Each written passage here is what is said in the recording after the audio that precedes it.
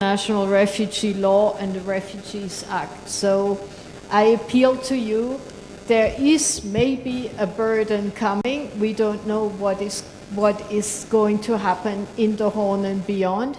But of course, the international solidarity will always be with Kenya. Thank you very much. Thank you, Your Excellency. Madam Henriette, thank you very much.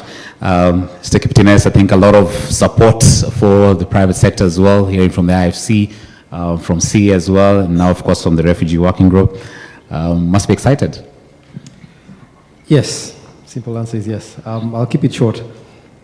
As Safaricom, we are absolutely ready to undertake, to continue using our core pillars in the M-Pesa Foundation and Safaricom Foundation, which are in education, which are in health and economic empowerment.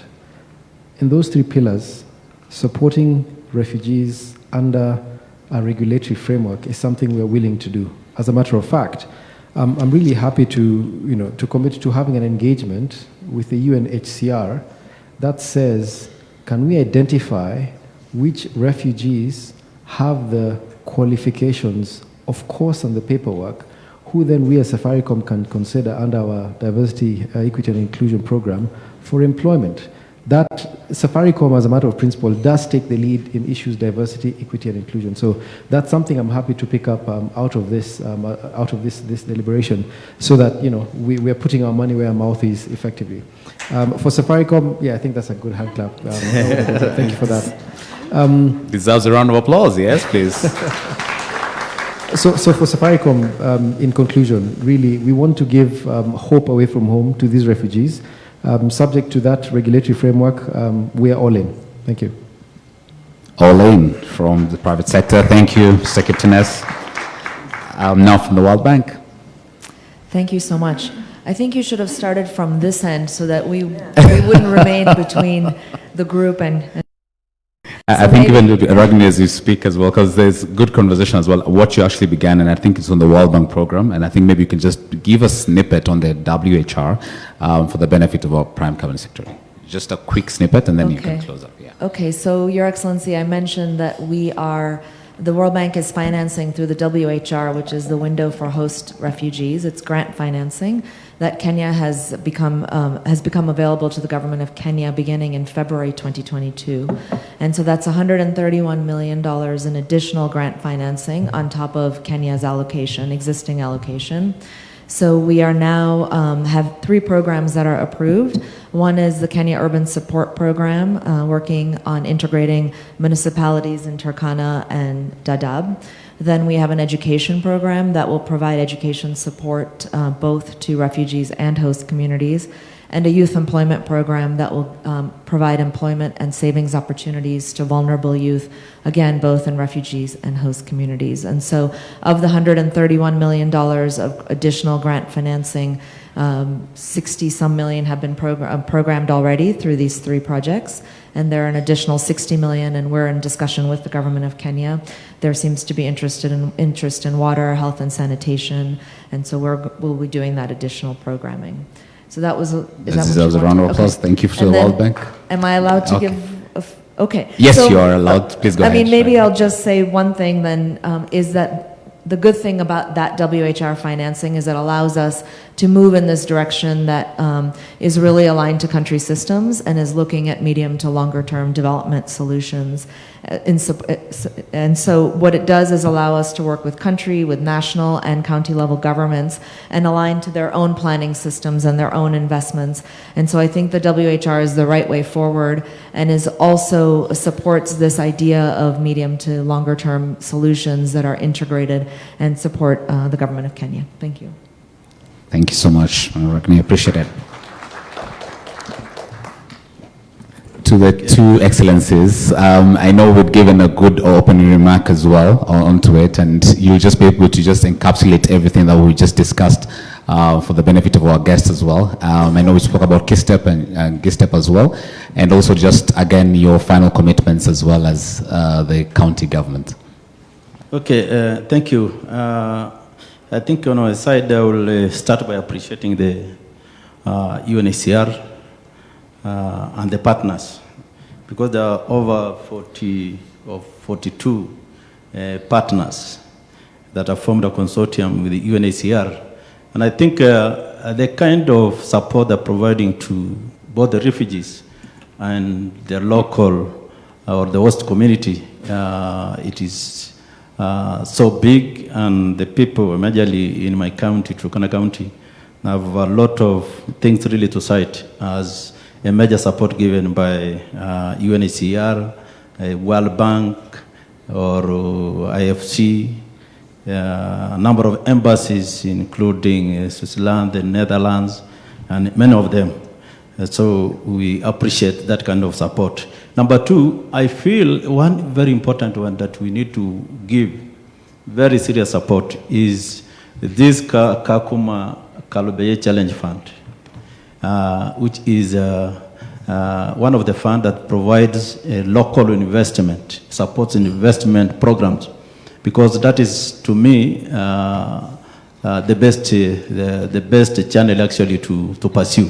Because if we support our refugees and the host communities by attracting more investors, like IFC have really done in that part of Turkana County, I think we are going to make the refugees and even the local community feel that they are well appreciated. Then the integration program. This one to me is a very expensive one. We need to put a lot of resources into integration, because now exiting from camps and now getting into or amalgamating with the community, or the local community, to me needs a bit of housing program. We need to put a lot of water and services outside there, because we are now exiting from the camps. I think all the partners need actually to invest in this one, because the local community as well have a lot of land to provide, and then we need to develop and even create some serious plan on the same land that we've committed to give out. And then we've mentioned about this influx of the refugees. You see, like my county borders 3 countries, all of them which have issues, security issues. South Sudan being one of them, Uganda, and even Ethiopia. All of them have issues. So I think we need to provide security along our critical border points, so that we avoid circumstances where there are unwanted refugees coming into those neighbor areas. And then the registration element should really be digitalized, so that we capture the right refugee persons through this integration program. The number of refugees in my county are likely to exceed the local population at Turkana West. So that again is another threat, even as we move towards in integration. So we need to manage the numbers, because if they become more than the locals, then it will pose a major competition on even the local resources. And then yesterday I mentioned this issue of land degradation. Of course, Turkana County is an arid and semi-arid area, and our local or our indigenous vegetation to us is very important. Maintaining it, replacing it, just as even our good president has always directed that we must plant more trees. So I think every partner supporting both the local and the refugee community, I think we need to create another ninth component in KSDEP, that of tree planting, because we need to replace those trees, and we also assess the progress that we really made some progress by putting enough plantation into those counties. I think, and then in my county there is also a complaint that is arising from the neighbor sub-counties.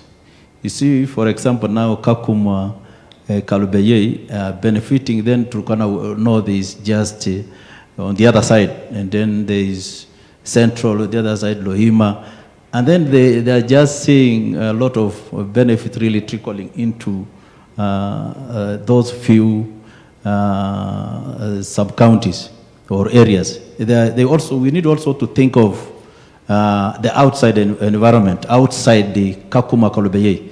Some partners should also try to do something.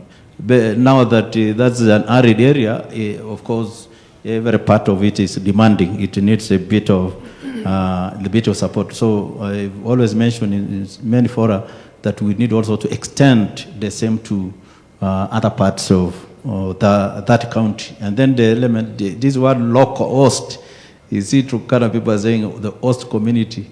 Who is host? Is it Turkana? Or so that one, of course, it's Kakuma, but we need to think about the neighborhood, because when you are eating and the neighborhood are dying, that one will also bring some issues. I think with those few remarks, sorry for really taking a lot of time, being the person that has given hope away from home.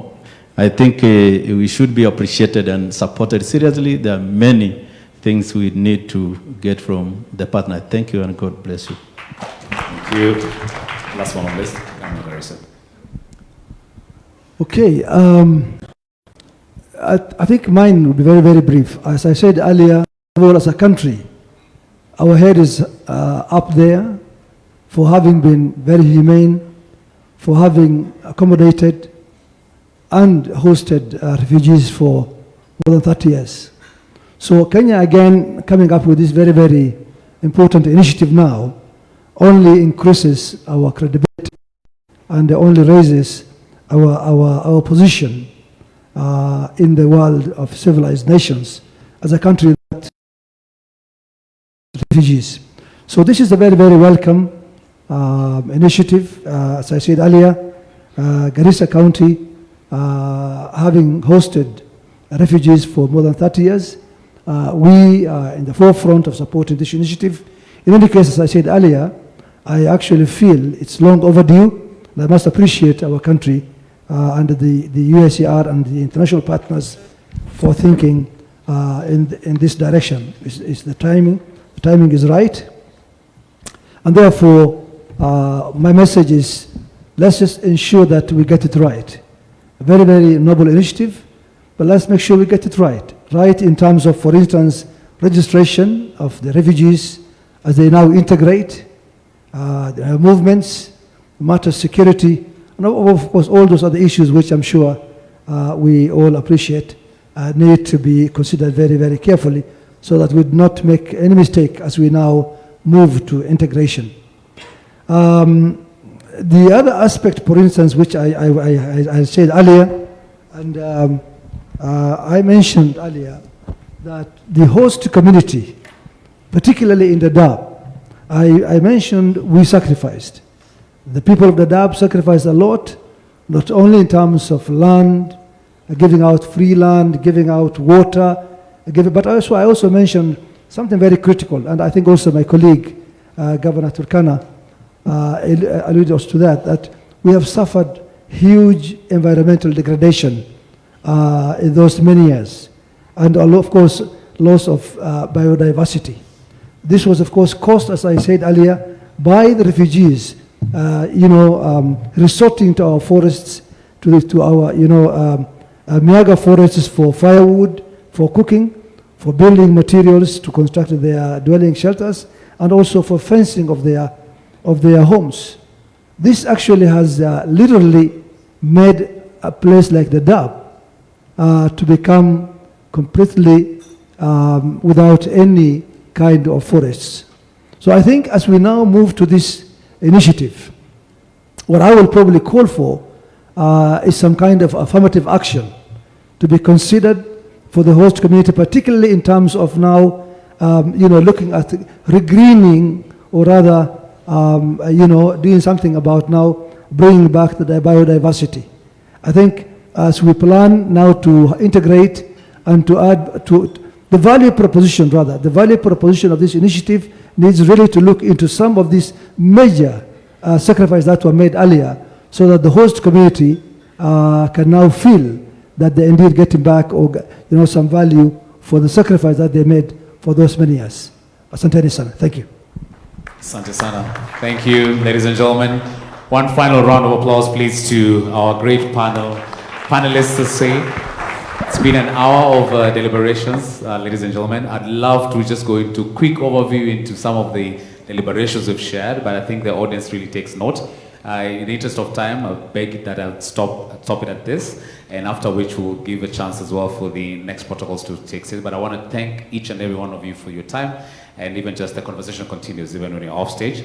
I'd request of us to just quickly take a group picture right here on stage, and after which there will be a short video that will play, and then we'll move into the next session of the program. Asante sana.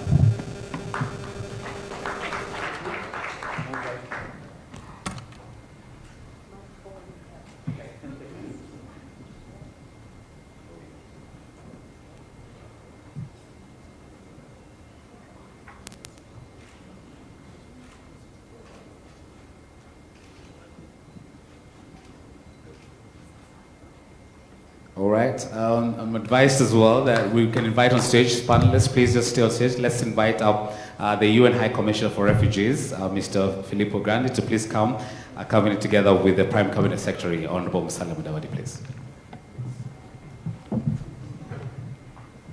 Protocol, PS, please. Come up.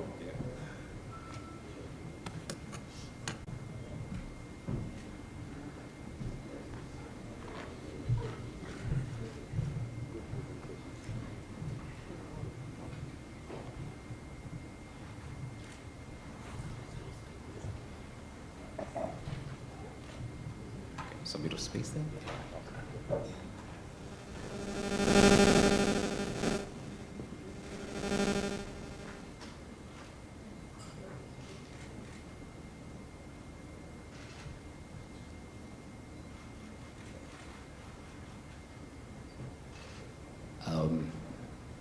I beg to be advised. All right, thank you very much.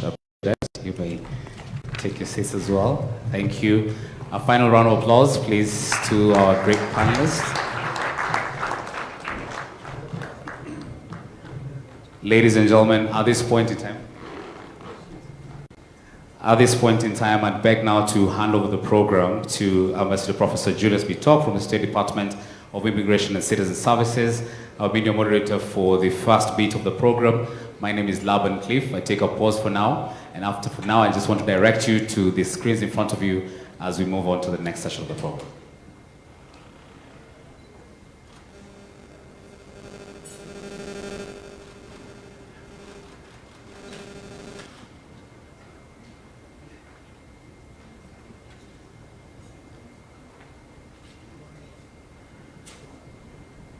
If this land could speak, would she thank us, praise us, would she ridicule us, or beg us? Would her voice be weary, gentle, disdainful? Would it shake with sorrow, with rage? I used to wonder at these things all the time. At 11 years old, I watched my neighbor's house crumble before my eyes. The floodwaters washed away the earth and clay most people use to build their homes. To see her wade through her home like that, to see her try to salvage all that she had left. Our country was already locked in turmoil, and now the earth began to purge us too. If you could stop the next tornado from hitting your home, the next hurricane from wiping out your city, the next drought from starving your people, the next lightning strike from ending your life, wouldn't you? The locusts in the Horn of Africa, the floods in South Sudan, the ice in Chicago, the fires in California, Australia, the threat of rain that won't stop or rest, that won't come. We are at the precipice of possible change, a turning point that can and will define us. Fire or ice, how will the world end? I don't know. And I don't want to find out. Not in our generation, and not in the next.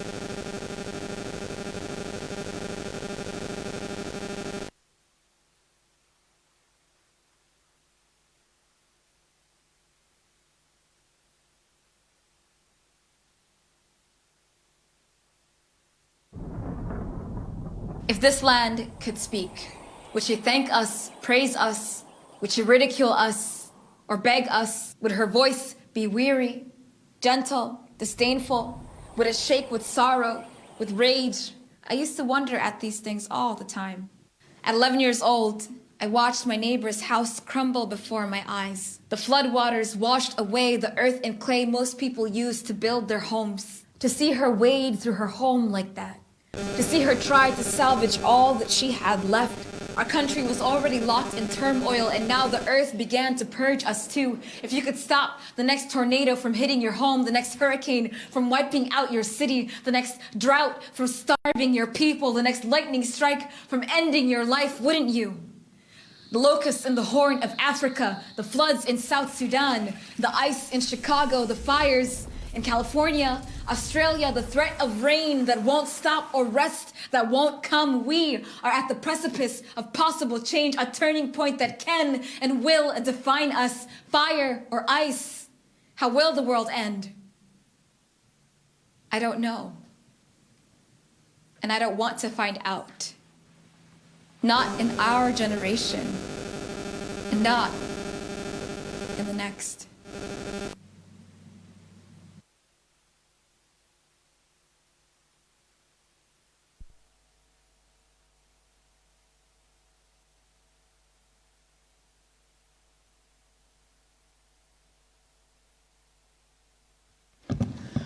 Ladies and gentlemen, now to the next beat of the program.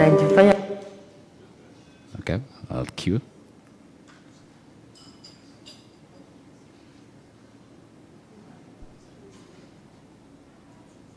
Nyumba inajifanya mimi nijisikie kama niko mwanadamu, tena inajifanya nijisikie kama niko nyumbani, hata kama niko kwa nchi ya watu.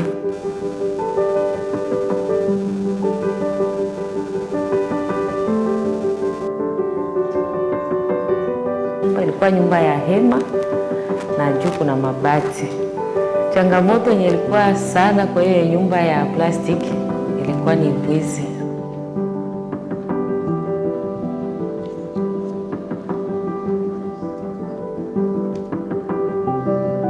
Konto tumefunguliwa na UNHCR. Hiyo inaendelezewa kutumia pesa ya sabuni. Priority ya kwanza inakuwa ni kuuza kwanza sabuni. Nauza sabuni yenye itamaliza mwezi mzima.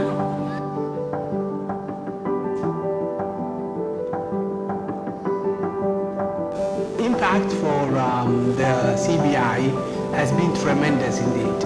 If you look at the situation of Karabaye, we use CBI mainly for the construction of shelters. Families are giving cash directly transferred to their bank accounts so that they can build their shelters from emergency type of shelters, temporary shelters, into concrete shelters.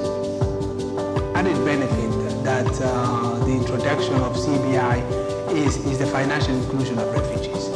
What it means basically is that each head of household for the refugees will have a bank account. It is unrestricted bank account. They can access the ATM machines, they have ATM cards, and it is not restricted to UNHCR funded only.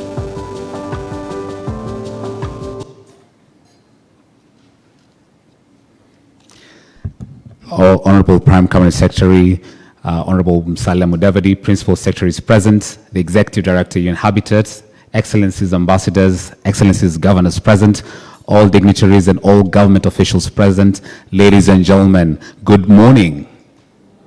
Good morning. And now we take the second beat of our program, which will take more of a formal approach as well, as we now would like to hear from our chief guest in this session. Ladies and gentlemen, on the VIP table, all the guests will be able to speak, but allow me to just recognize the Madam Caroline Van Guren from the UNHCR as well to just wave as well. Let's give her a round of applause. Her colleagues on the VIP table will be speaking as well, and allow me now to invite my co-MC in this session, that's none other than Ambassador Professor Julius B. Tok from the State Department of Immigration and Citizen Services to take it up from here and follow the protocol that follows. Let's give him a round of applause, please, as the PS present.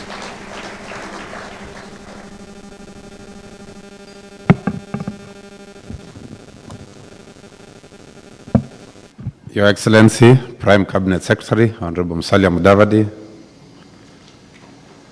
High Commissioner for Refugees, His Excellency Filipino Gandhi,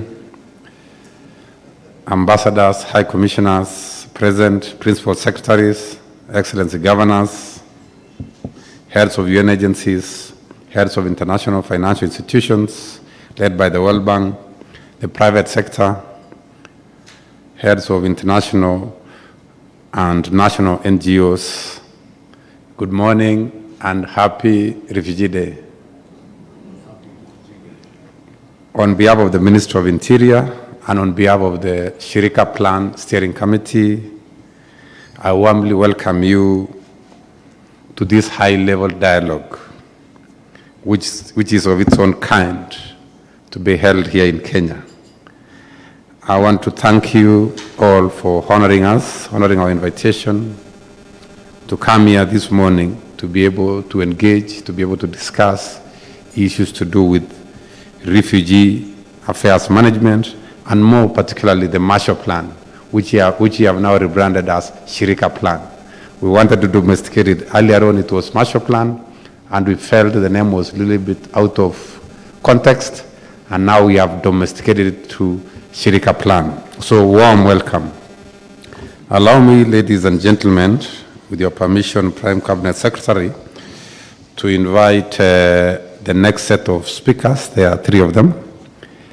To begin with, I would like to introduce the High Commissioner for Refugees, His Excellency Filippo Grandi, who is spending his time here in Kenya. He's spending his World Refugee Day here, and we're honored to have you, Excellency, to come to Kenya. Yesterday we had a very rigorous program. We started at 6 a.m. by meeting the Cabinet Secretary for Interior and National Administration, Honorable Kindiki. Thereafter, we flew to Kakuma refugee camp, where we were hosted by His Excellency Jeremiah, the Governor of Turkana County, and we had quite a number of activities. It was really a honor to us, Your Excellency, to come. And this morning, we also woke up and went to see His Excellency the President, and we were happy to engage. The High Commissioner was also happy to engage His Excellency the President on quite a number of issues, including this meeting this morning. And we are on course with the Shirika Plan. The government is really committed to ensuring that the Shirika Plan is implemented. So allow me, the Prime Cabinet Secretary, to officially welcome the High Commissioner for Refugees to make his remarks. Karibu Kenya, Karibu Grande. Let's put our hands together. Welcome.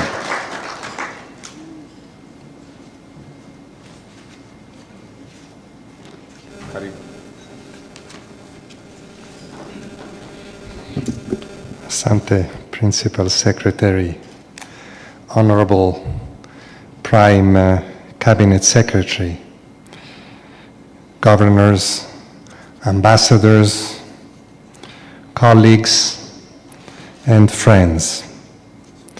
Thank you very much, both for this welcome and for this very rich discussion which I've been listening to. As the PS just said, every year I mark World Refugee Day, this is my 8th as High Commissioner, in a place which carries particular significance. I am honored to do so in Kenya this year, a country that has been generous to refugees for decades, and where, as we have heard all morning, forward-looking ideas are pioneering new approaches in refugee responses and, by the way, in reducing statelessness. All this is very necessary as we live in a troubled world. Political divisions, a climate emergency that punishes those who who have done the least to cause it. Economic turmoil that exacerbates the suffering of the most vulnerable. Raging and unrelenting violence, most recently exemplified by the brutal conflict which is tearing Sudan apart and threatens not just that country, but the whole region and beyond. The combined consequences are grave, including for the more than 110 million people around the world who, according to our latest statistics, have been driven from their homes by conflict, violence, discrimination, and persecution. Amongst them are some 35 million refugees who have fled across borders, forced from their homes, family, friends, and the familiar. They rely on the protection, the hospitality, and the support of host countries to be safe, to survive, and to restart their lives. If one were only to watch the Western news, it would be easy to think that the refugee crisis was in Europe, North America, Australia, or a handful of other countries. But the reality, as you know very well here in Kenya, is far from that. Rather, it is countries' neighboring crises that bear the greatest burden. Low and middle-income countries themselves often suffering from the global economic downturns and the climate emergency still host the vast majority of the world refugees, a full 76% to be precise. Dear friends, against this backdrop, it would be easy to fall into despair and feel that the problem is too great to tackle. And regrettably, many politicians around the world are doing just that. They say it is only possible to stop population movements, to build walls, to take a me first, my country first approach. But while this may enable those politicians to gain some votes, it does not solve the challenges that face their constituents and the world. Luckily, many countries here in Africa are buckling that trend and are, whilst also grappling with the conflicts, the climate emergency, and the other challenges, they're still pressing to find solutions, real solutions, to many of these problems. And this is particularly apparent when it comes to dealing with refugees. From my extensive travels and listening to host governments around the world, I'm all too aware of the challenges that refugees do pose to host countries and communities. Security, as I have heard for example, in recent discussions related to the Sudan crisis. Resources, social cohesion, pressure on services. But I also see host communities, often those with the least resources, are sharing everything they have with those who have fled with nothing. And I see some political leaders, especially here in Africa and here in Kenya, are inspired to do likewise. They're stepping up and refusing to hide behind excuses. Instead, they're embracing the challenge with important, impactful, innovative policies, like in Kenya, which is becoming a leader in this regard. As the Principal Secretary just said, we're coming from State House, where President Ruto has reaffirmed his full and strong commitment, and that of his government, to transform refugee camps into integrated settlements. He allowed me to say this. I ask for permission to reiterate his commitment. Kenya, as we all know, is also playing an important role to end conflict in several parts of the continent. And at the same time, we see how Kenya and others in Africa have kept their borders open to those fleeing violence, providing safety and support to refugees. We know how challenging this can be, and it has been at times, including here in this country. Yet, you are saving lives every day. I thank you for upholding not just your legal obligations, but for your humanity. But what we also see here and what we are celebrating today is an even more progressive approach to dealing with refugees, as President Ruto and I just discussed. One that is field-focused and fully in line with his bottom-up approach. The 2021 Refugee Act and the now aptly renamed Shirika plan will provide not only an enhanced protection environment for refugees, but will also improve the lives of the communities that have hosted them for years, if not decades.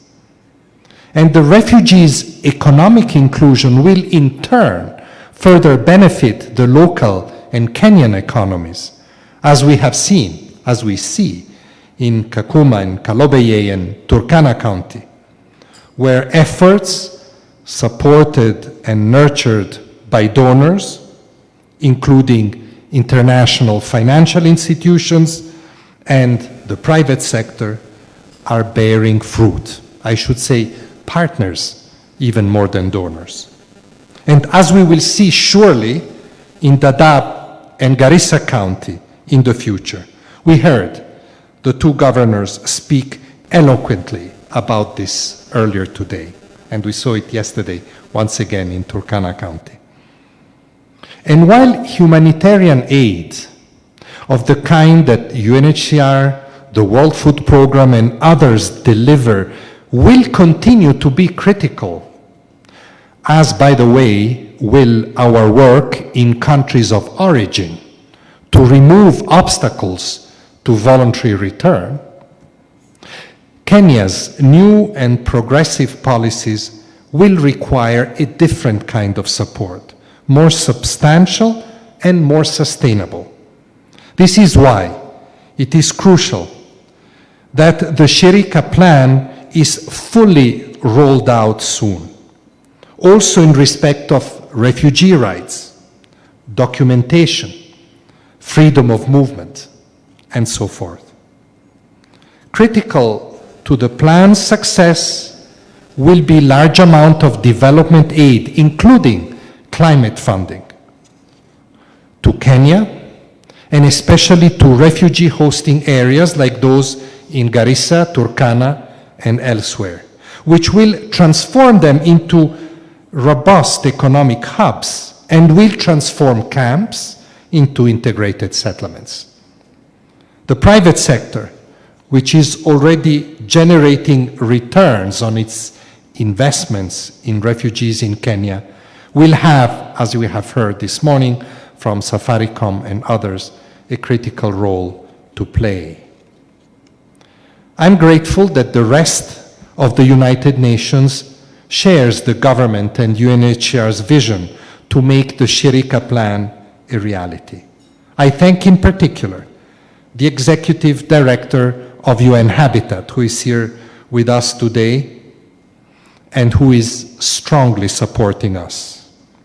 I'm also extremely grateful for the years of support we have had from many donors, state donors, many represented here, and from the World Bank and the International Finance Corporation, especially here in Kenya, but also globally. and look forward to continue and deeper engagement with all of them. Dear guests, while UNHCR has been a partner and key player and will continue to be, it is important to underline that the plan's success rests with the government of Kenya and its leadership and ownership, for which I am grateful to President Ruto. But Kenya cannot be left alone to implement. I therefore appeal in the strongest terms to the rest of the international community to back the Shirika plan with strong, sustained and predictable support. We estimate that we have already mobilized over 200 million US dollars in support for this plan, for which I'm extremely grateful. I continue to encourage this, and for the most generous and flexible development and financing options to be extended to Kenya in order to make this plan a reality and change lives forever.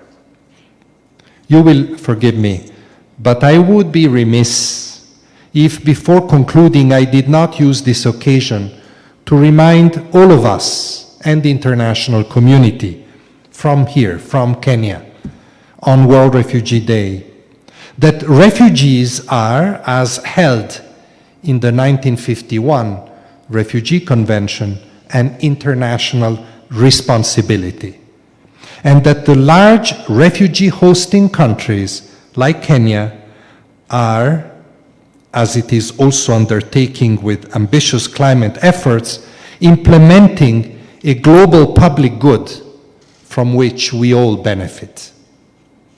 Dear guests, I appreciate that times are tough, including in donor countries, that there are many competing priorities.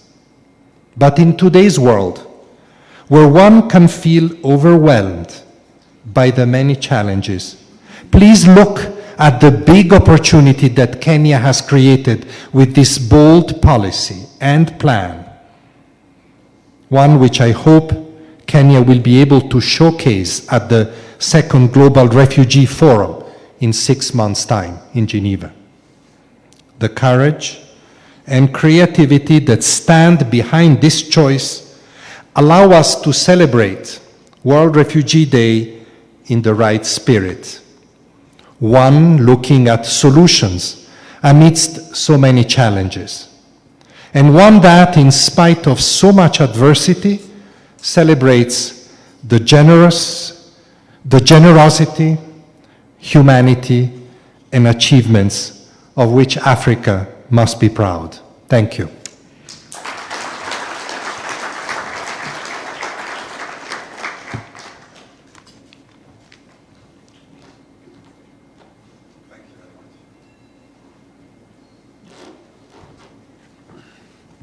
Thank you very much, Excellency. Filippo Grandi.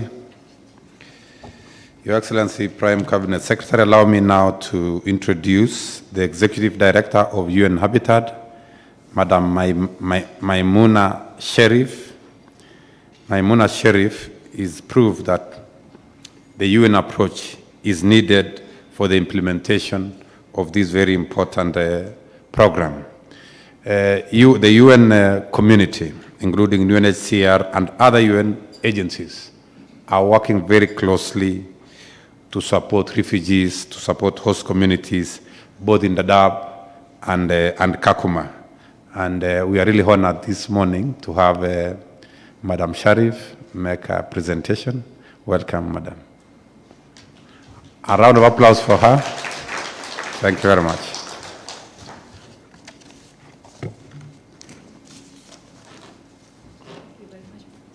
Welcome. Thank you. Yes.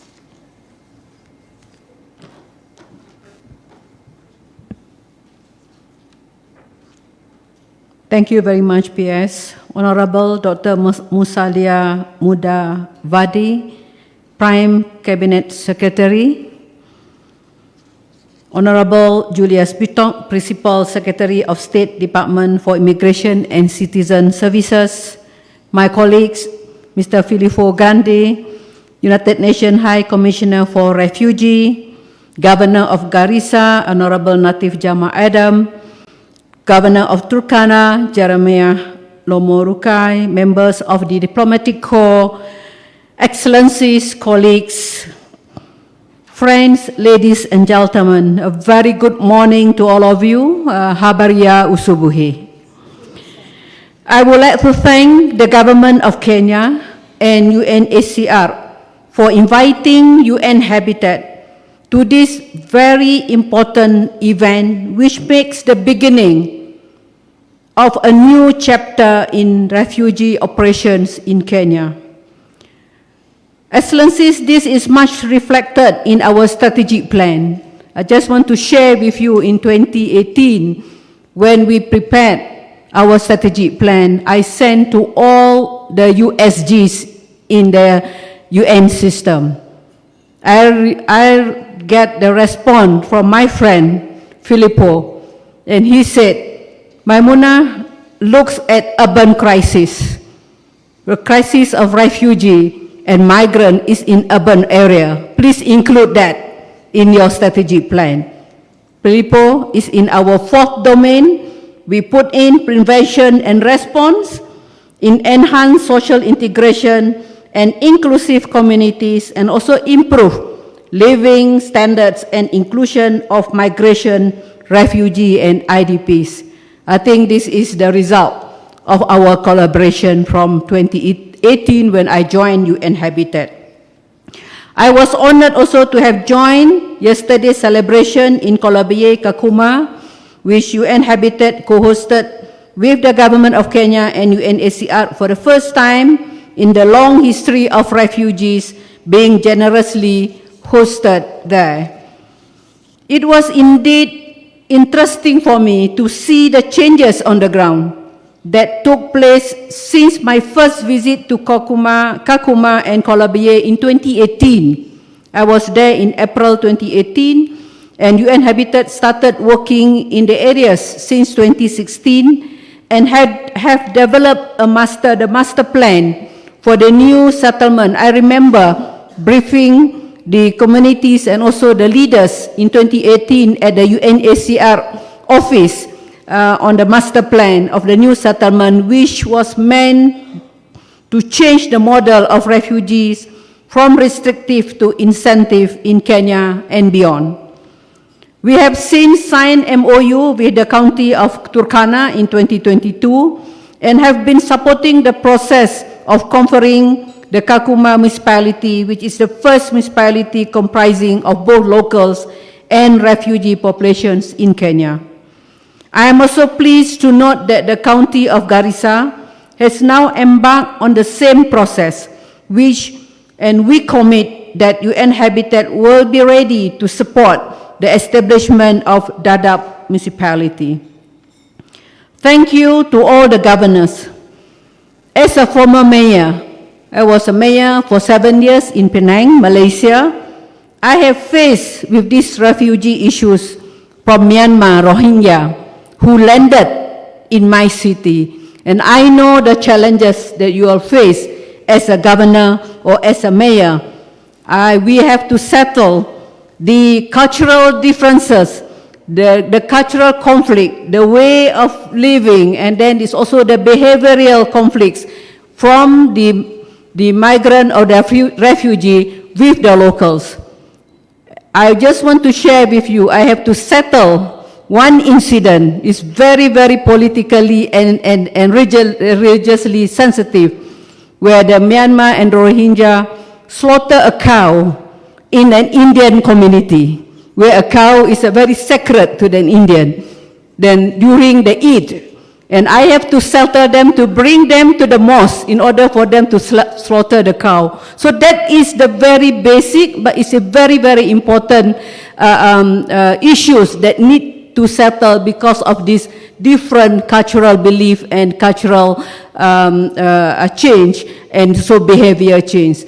But I think that is a very, very important, And also, I would like to share with you that we just concluded with the presence of the President, concluded the UN Habitat Assembly in Nairobi, as well as the successful first Kenya Urban Forum in Naivasha last week. Our dialogue today is further confirmation of the increasing importance of urbanization as a trend and priority to Kenya, Africa, and other regions worldwide. Urbanization is also impacting on rural areas with concentration of refugees that we've seen yesterday, coupled with severe effect of climate change that impact the traditional lifestyle of the local pastoralist population and create competition around scarce resources and ultimately result in the emergence of the new urban centers. So the case of Colabie and the progress made in the transformation of the refugee response model in Kenya towards an integrated settlement approach demonstrate that urban planning can create a platform for integrated delivery of services and work as a catalyst for local development, which can result in economic development and opportunities for both the host and the refugee communities, leaving no one and no place behind. As Kenya is embarking into a new chapter to addressing urban-related challenges, UN Habitat is more committed than ever to work closely with the government of Kenya to transform cities and urban centers to livable spaces for everyone to harness the urban dividends. Thanks to all the partners, to our donors who collaborate with UN Habitat and UNHCR and the government of Kenya in planning, designing, and implementing the plan to transform refugee to integrated settlement.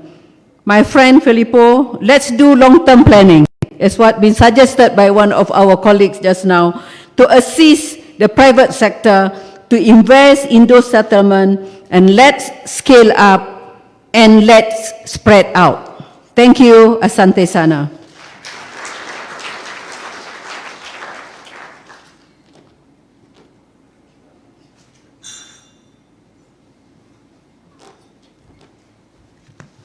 Thank you very much, Madam Sharif, the Executive Director. Allow me now to welcome Her Excellency Meg White, the Ambassador of the United States, which United States government is the highest contributor to the budget of UNHCR, and not only in Kenya here, but worldwide. Can we give them a round of applause, please? Thank you very much. Welcome, Madam Ambassador, and thank you for honoring our invitation. Karibu.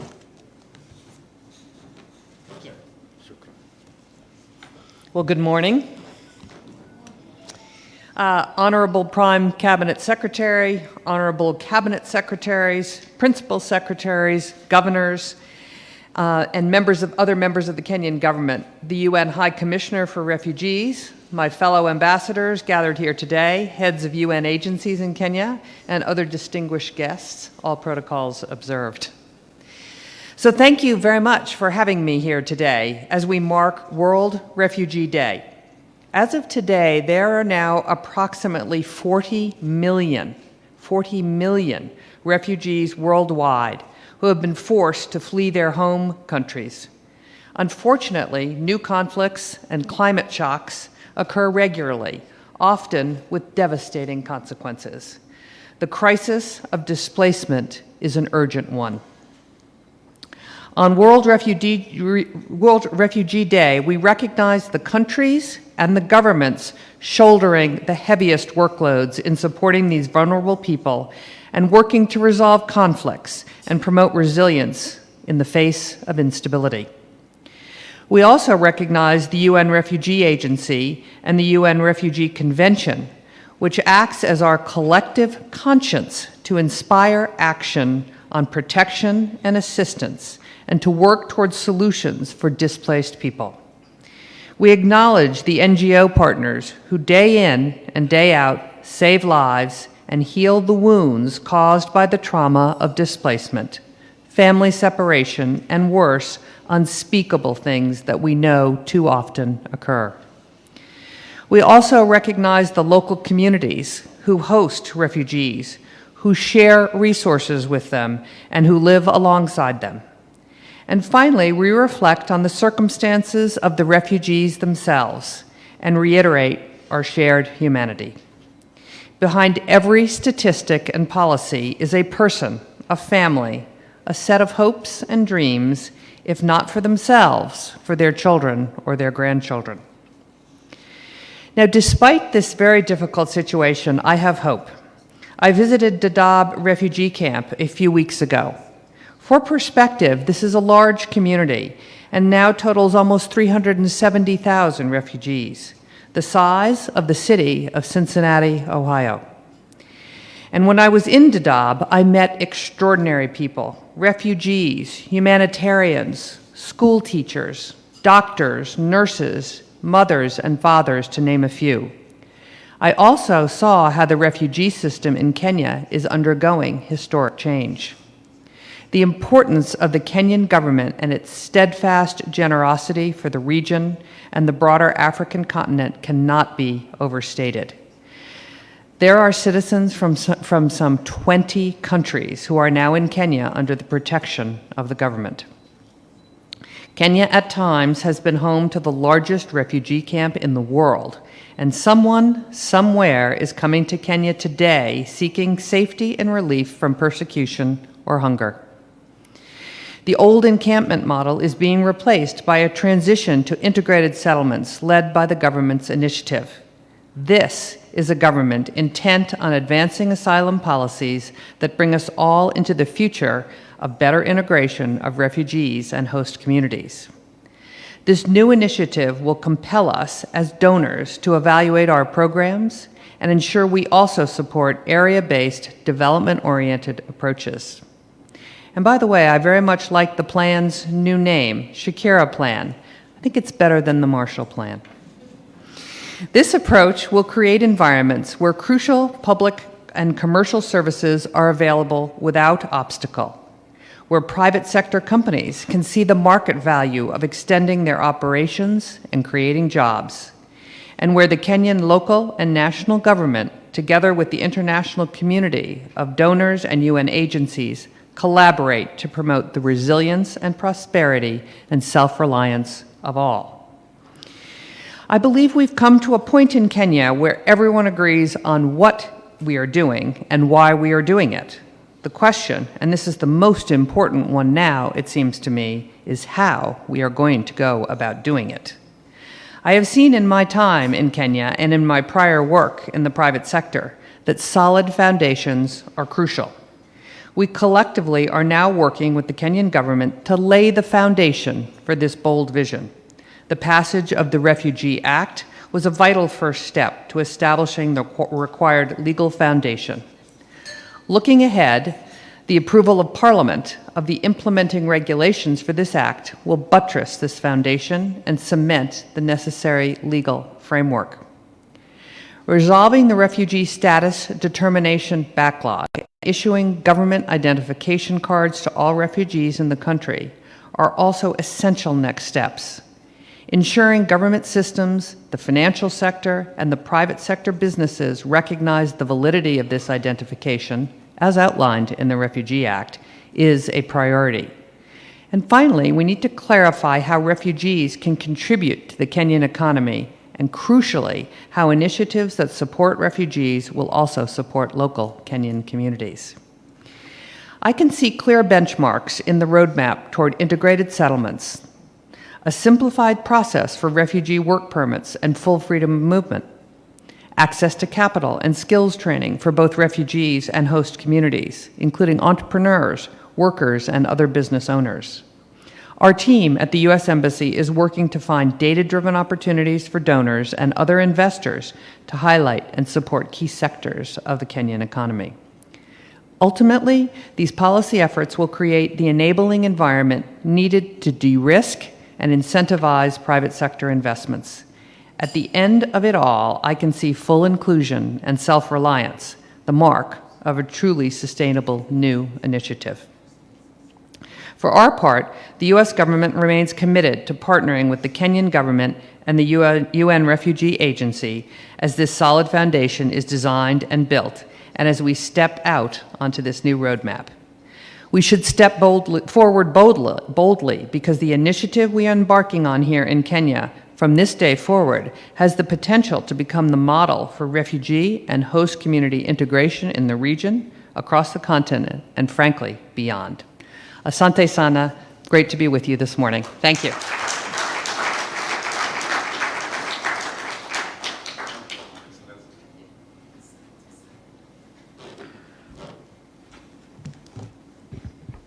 Thank you very much once again, Excellency. Your Excellency, Prime Cabinet Secretary, Honorable Musalia Mudavadi, allow me to make a few remarks before I invite you. First, to mention that there are 600,000 refugees in Kenya, approximately 600,000, who are in either Kakuma or Dadaab, and another approximately 94,000 in our cities, including Nairobi. I want to acknowledge the support of the county governments, led by Governor Jeremiah and Governor Natif of Garissa, for their support of hosting refugees for the last 30 years. We really thank Turkana County and Garissa County. They have done a commendable job. I also recall the commitments made by the government of Kenya, including the commitments on the 1951 Convention, 1967 Protocol, and the Global Compact for Refugees, in which further commitments have continued, including the Djibouti Declaration at the regional level, the Nairobi Declaration on durable solutions for Somali refugees and reintegration, Kampala Declaration, Mombasa Declaration, among other declarations which have been made as part of commitments by the Kenya government to support refugees. I wish also to highlight the fact that the Kenya government is committed to issues of refugees, and a clear testimony is the Refugee Act of 2021, which has provided for registration of refugees. And as we may all be aware, last year, the government started registration of refugees in Dadaab, and that continues. I also want to commend the private sector, who are the new entrants to this space. We thank you for the support we have already seen. We have seen support from Equity Bank, who are supporting education of refugees, and we welcome the private sector to join in the support of refugees. We think that the current model of depending only on governments is not sustainable. That is why we're opening it up to the private sector to support these initiatives.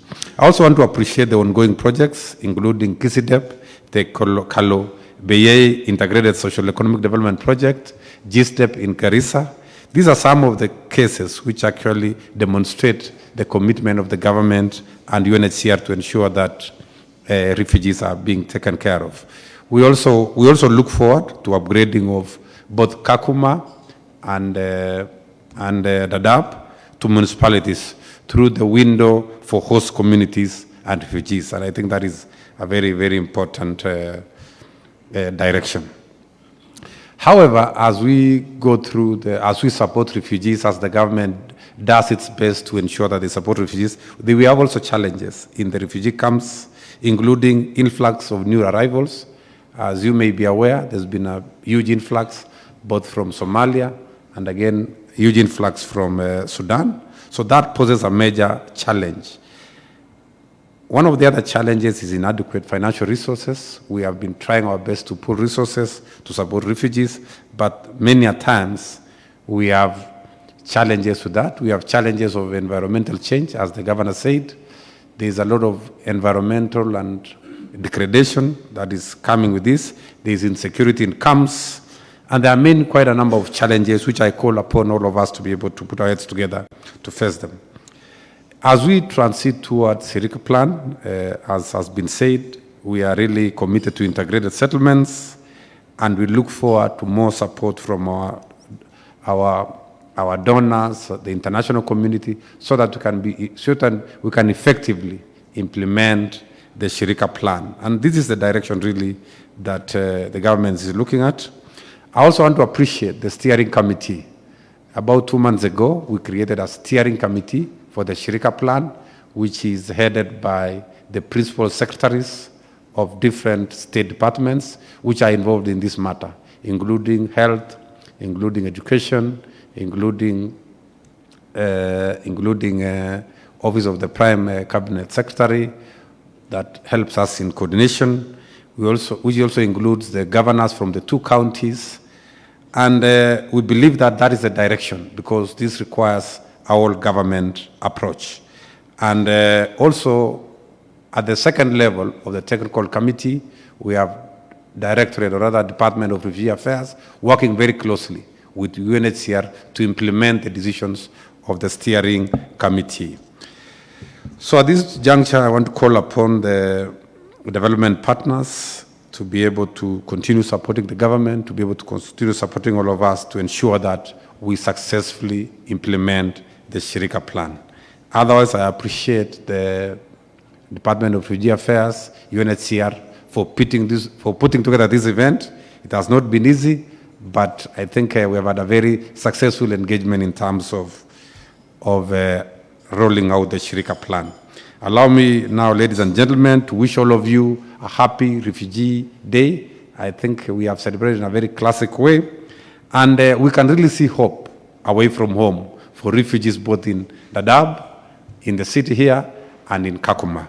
Thank you very much. Allow me at this point now to introduce the Prime Cabinet Secretary, Honorable Musalia Mudavadi, who has created time to come here. Thank you very much, Excellency, for creating time. As a supervisor and coordinator of the entire government, we believe that you are the right person to come here, because this Marshall Plan, this Shirika Plan, is a cross-cutting. It cuts across ministries. We have it in security, it's in education, it's in healthcare, it's in housing. It's a cross-cutting thing that your office is really central, and your presence here is a testimony of the government's commitment of our whole government approach to be able to deal with this issue of refugees. Your purview across government is, of course, cannot go unsaid, and we are delighted to have you here today as our guest of honor at this high-level dialogue to be able to prosecute some of the issues which has been raised both by our donors, by our development partners. And your support will go a long way in ensuring that we have that government, that whole government approach that ensures that all stakeholders are brought on the table. Let's put our heads together and we can stand up to welcome Your Excellency Musalia Mudavadi. Karibu sana.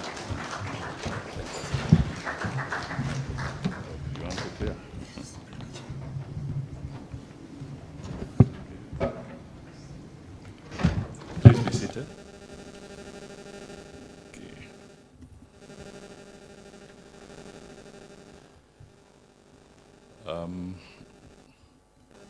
Good afternoon. I've just checked. It's now past morning, isn't it? Okay.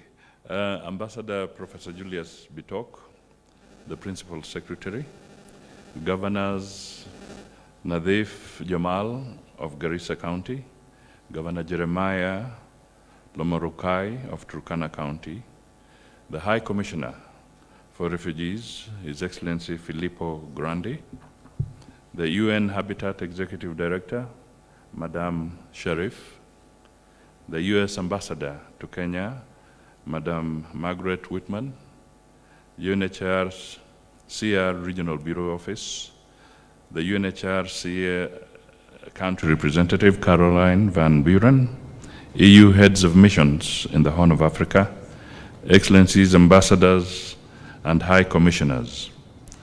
The Refugee Donor Group, represented by Her Excellency Ambassador Geiger, Commissioner for Refugee Affairs, senior government officials, invited guests, ladies and gentlemen, good afternoon. I welcome you to this high-level dialogue on the Shirika plan aimed at providing local integration in line with durable solutions for refugees and host communities. Kenya has a rich history of hosting refugees and asylum seekers. Our sustained stability, favorable policies, and the welcoming nature of our citizens has made our country a favorite shelter for our neighbors escaping political and other unrests in their home countries. Kenya is the 13th largest refugee hosting nation in the world and 5th in Africa. Currently, 612,000 registered refugees and asylum seekers are hosted in Kenya. 84% of this population is resident in the camps, while the balance is in urban areas. Somalia, South Sudan, and the DRC are the top 3 sources of our refugee population, with 56%, 30%, and 7% respectively. There are also 94,000 refugees, mainly in our major towns of Nairobi, Mombasa, Nakuru, and Eldoret, among others. The government of Kenya has an obligation, both under the international and Kenyan laws, to offer security and protection services to all persons, irrespective of their status within its jurisdiction. Kenya is a signatory to the following: the 1951 Convention relating to status of refugees and its 1967 Protocol, the 1969 OAU Convention of the 2016 New York Declaration, the Global Compact for Refugees, and the 2019 Global Refugee Framework. There have also been the Nairobi Declaration, Kampala Declaration, Djibouti Declaration, Mombasa Declaration, Munyonyo Declaration, and other regional commitments under the Intergovernmental Authority and Development, IGAD, and the East African Community. In line with these commitments, Kenya has made significant milestones towards providing solutions to the protracted refugee situation in the region. Kenya has been a robust participant in the preparation and adoption of regional agreements on refugee management. Among these, a New York Declaration, which came up with a Comprehensive Refugee Response Framework, CRRF, to cost share the burden of hosting refugees on host countries. In 2022, Kenya developed its Comprehensive Refugee Response Framework, known as the SHARE, not the political share. Subsequently, the Refugee Act number 10 of 2021 was enacted. Kenya has made several strides in the domestication of the CRRF in terms of education, health, and social protection. Kenya currently is managing refugees through encampment policy, where refugees reside in camps. We have 2 camps, namely Kakuma and Dadaab, as you have heard. Allow me to note that the care and maintenance approach has, however, not supported the effective leverage of the social economic potential of our refugees. It has not purposed to tap into the refugees' enormous potential to support the growth of host regions and the management of adverse environmental impact of the refugees.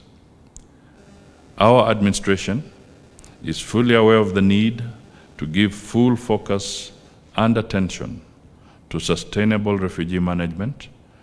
Soon, as you have heard, the regulations to operationalize the Refugee Act 2021 will be tabled in Parliament for necessary approval and enactment. Let me also say that as a government, we are committed to creating an enabling environment that supports the socioeconomic inclusion of refugees and the collective efforts to build the resilience of host communities. Last year, the government regazetted the Ifo2 and Kambio camps. The registration of members of the Somali community has consequently commenced. Recently, we have reopened our border with the Republic of Somalia and established 3 border points to serve as entry points. These will not only serve business, trade, and tourism interests, but also genuine asylum seekers. It is important to recognize the global shift in refugee management. Host countries are increasingly turning into settlements for refugees. This approach has 2 aims: to reduce reliance on humanitarian help from host governments and other humanitarian agencies, and to make refugees self-reliant and important players in the growth of host countries' economies. Kenya cannot afford to be an exception to this trend. I wish to reiterate the commitment of the government to transform refugee camps into integrated settlements. By promoting the socio-economic inclusion of refugees, we are collectively preparing them for the eventual voluntary repatriation to their home countries. Your Excellencies, to anchor this shift, in 2022, the government developed the Shirika plan to provide the relevant policy and implementation roadmap. This is part of the reason why we are here today. The plan will ensure that host communities in Turkana and Garissa benefit from additional development support. It will also promote peaceful coexistence between refugees and host communities and save host centers from turning into ghost towns when refugees eventually leave. Socioeconomic inclusion is therefore a win-win proposition for everyone. Over the years, the government has endeavored to ensure that refugees participate in nation building. To this end, both national and county governments hosting refugees have incorporated refugees in their development policies and strategic plans. The Kalo Beye Integrated Socioeconomic Development Plan in Turkana and the Garissa Integrated Socioeconomic Development Plan that factor in the social economic inclusion of refugees are good examples. I understand that the county government of Nairobi has fully embraced refugees in its current 5-year development plan. I would like to take this opportunity to acknowledge our development partners' support for our settlement vision. In particular, I would like to thank the UNHCR country representative through the High Commissioner, the UN Habitat in Nairobi, who together with the World Bank are funding the infrastructure for the recently elevated Kakuma and Kalobeye municipalities. The World Bank has committed $50 million grant for both municipalities. Additionally, through the Ministry of Education and Department of Refugee Services, the World Bank is supporting joint implementation of the Kenya Primary Education Equity Learning, where 117,000 refugee and host community children are to benefit from post-primary scholarships. I also recognize the European Union, UNICEF, GP, IFIs, the European Union Group, just to mention a few, who have expressed interest in supporting the operationalization of the program. This leads me to the clarion call to the international community and the private sector partners. I urge you to increase your financial and technical support to promote the socio-economic inclusion of refugees. The policy commitments the government of Kenya is making will only yield desired results with your enhanced support. building the necessary self-reliance and resilience for refugees and host communities obliges us to dedicate more financial and material investments that the government alone cannot meet. I therefore urge you to match proclamations with the necessary support to make durable and sustainable solutions of integrated settlements a reality. Be part of this transformation. Make your contribution to the Shirika plan. As we endeavor to create a conducive environment for refugees in our country, we should not forget other viable solutions to this end. I would like to emphasize that we regard peace and stability in refugees' countries of origin as integral to a realistic quest for the refugee settlement. It is for this reason that Kenya is investing heavily in peace efforts in the region. Last week, for example, the Intergovernmental Authority for Development, IGAD, heads of state and governments mandated His Excellency the President of Kenya to lead the mediation efforts to broker peace in Sudan.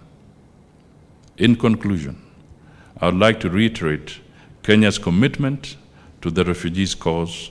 We look forward to working with the international community and local partners to facilitate a dignified environment for refugees in Kenya, even as we prioritize voluntary return home, should conditions in their countries of origin permit. Let me finally thank Filippo. When he mentioned the fundraising efforts had closed close to $200 million US, that is definitely a very tremendous achievement. Thank you for those efforts, and we'll be very happy to see others chipping in the kitty towards this cause. Just to also reiterate that the need for that integration remains very important in support of communities. One of the biggest debates we have had in Kenya for quite some time is that sometimes when supporting the refugees, the Kenyan farmer has been neglected. We sometimes always grapple about the price of maize, the price of wheat, what does it take? And one of the pleas that we have always made is that within the package of providing relief food for either refugees or those that are needy, the international community should also embrace and commit higher purchases from the local farmer to feed these communities. It is sometimes tragic when we see that the farmer in Kenya is struggling to sell his maize or her maize, but we are steadily importing all the grain to feed these refugee camps from elsewhere. So the support goes to another farmer, but it does not come to the host farmer. So within the framework of your reorganization, I also pitch now for the Kenyan farmer, so that when you're supplying that relief support, please think of how you can increase the offtake from the Kenyan farmer. With those few remarks, I am now very happy to have been associated with this very important conference. Thank you, and I wish you success.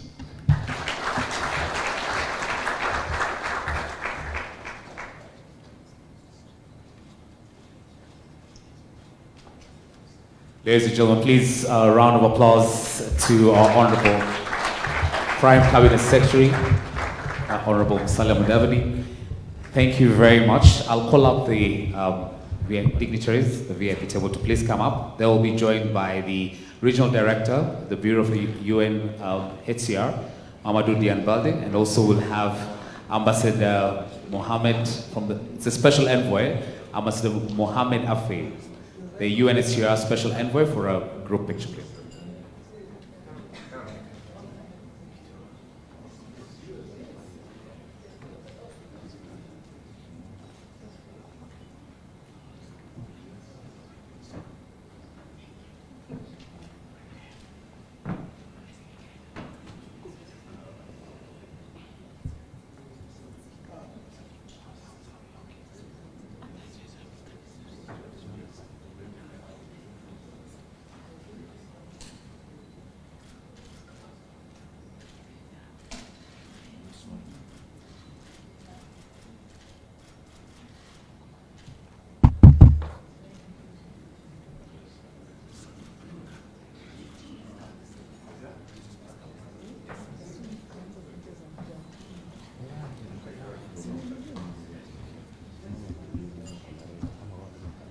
All right, so just one more final picture, please. One more, please, guys.